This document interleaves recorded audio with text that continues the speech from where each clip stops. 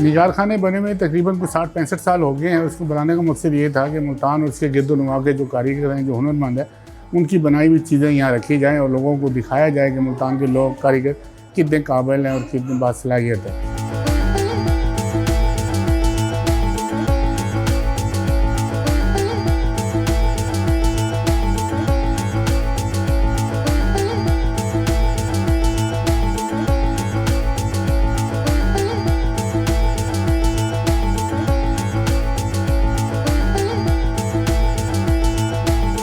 तो ये चीज़ें आप देख रहे हैं, मुल्तान की कैमल स्किन है, ब्लू पॉटरी है, मुल्तान की ब्रासो पैरिस है, लकड़ी है, वुड का काम है, शीशे का काम है। इस तरह की चूड़ियाँ हैं बच्चों की, या कैमल बोन की चीज़ें बनाते हैं।